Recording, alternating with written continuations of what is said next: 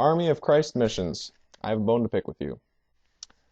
First, I would like to state that I'm not here to attack your religious point of view.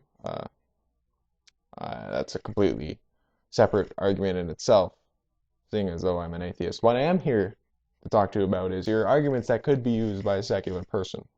Because I really want to show you that without the Bible, you have absolutely nothing that says homosexuality is wrong.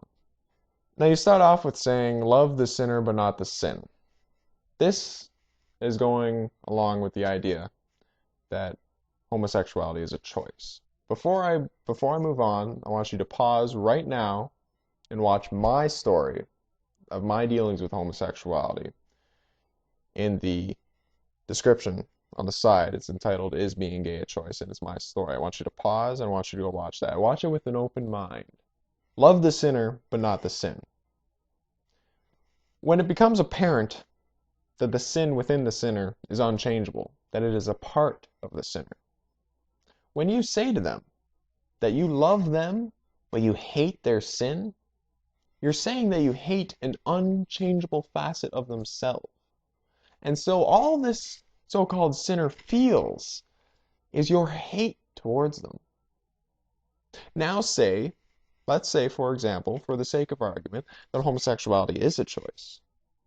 What that would mean is that all these gay people they are convinced that their homosexuality is not a choice, that they were either born gay or what have you, but it is not a choice.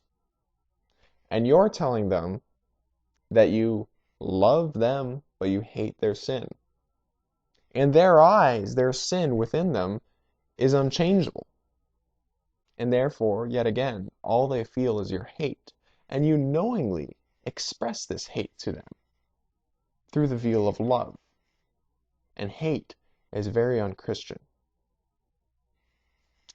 Now, to try and back up your statement that being gay is a choice, you make the old saying of, oh, the feminine guy playing with Barbies, skinny, not good at sports, grows up all his life being called gay, and he starts to believe it. And then you did the same thing with girl, butchy, masculine, plays on sports teams her whole life, cuts her hair short, all of a sudden she's a lesbian, and that's how you become gay. When you make an argument like that completely omits the fact that stereotypes are exactly that, stereotypes, you make yourself sound so irrational. I am a perfectly example of why your argument is ridiculous. I didn't grow up playing with Barbies. I'm not skinny. I grew up playing with G.I. Joes. I played gun games with my friends, played video games, played with toy guns, played laser tag, I played paintball. I just got back from a hockey game. Hockey is one of the biggest parts of my life. I love hockey. I am in no ways a stereotype. And all your argument did was argue stereotypes. So I ask you, me, a person who has never been told that they were gay their entire life, how do I fit into your argument? Now you move on to say that homosexuality is so prominent because of society's blatant acceptance of it. Let me tell you something.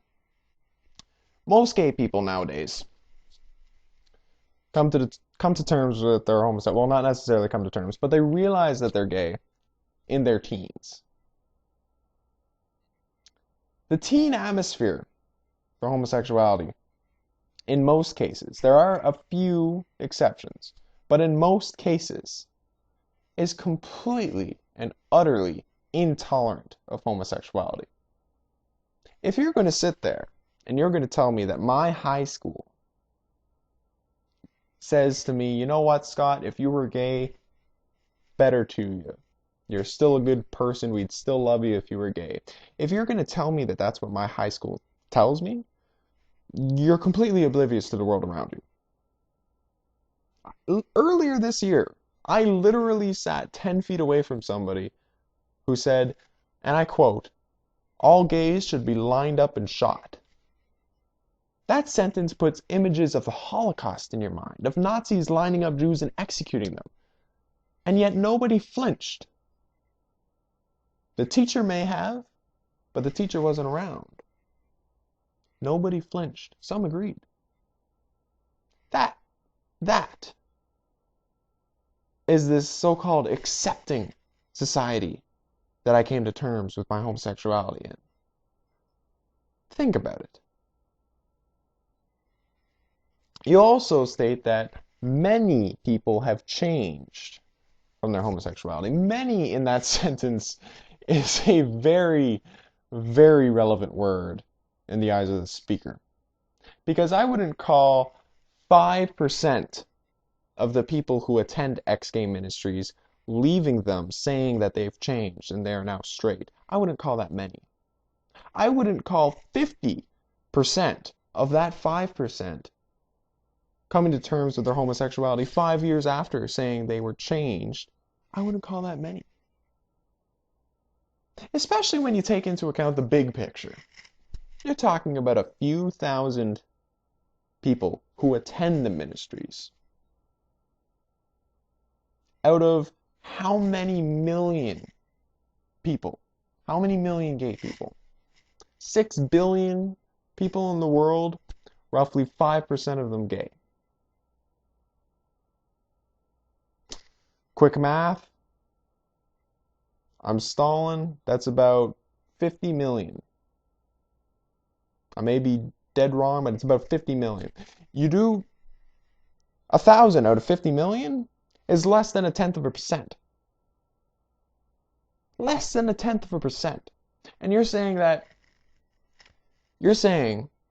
this little less than 1/10% of the population disproves what the 99.9% of the population stands as being true. It's completely ludicrous. Completely ludicrous. Is the majority always right? No. But when it's that much of a margin, we're not even talking a whole percentile. We're talking less than 1/10. So when you throw around words like many, you really need to think. Now you say that homosexuality is wrong because a male and a male can't reproduce and a female can't reproduce. You go on into saying, oh, people picture gay people and they're disgusted, whatever.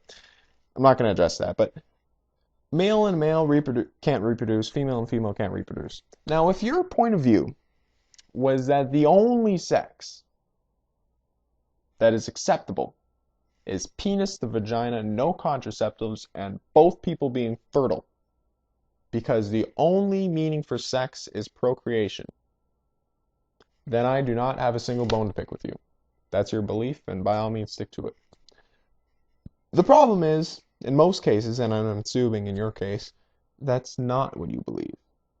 You most likely believe that a man having sex with a woman while using contraceptives is a-okay.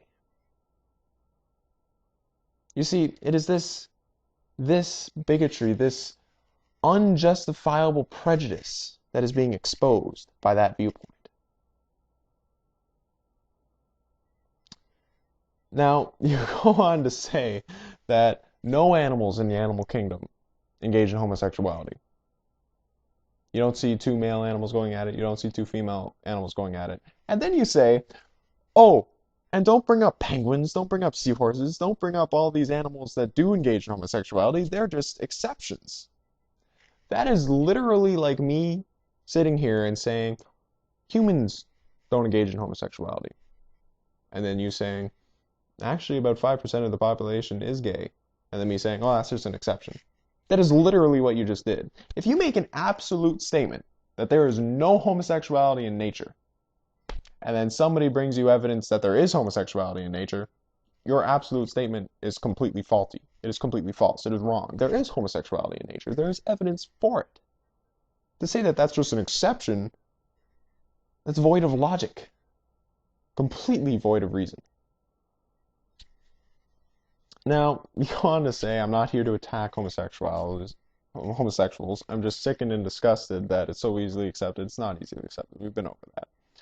You then close with, You will realize you were wrong when you meet your maker. Something to that effect. I'm paraphrasing. Now, you come to your video with this view of you're a good person, and you're doing a good thing, and you're trying to push us to Christ so we'll be saved from our sin and we will reach heaven, hopefully. But when you make a statement like, your maker is going to put you in hell, you're not pushing me towards Christ. Not pushing me towards Christ at all. You're not pushing me anywhere. All you're doing is you're attacking me. You're making me feel saddened, feel hurt. And an attack like that is, yet again, very unchristian. That's it, folks. I'll see you guys later.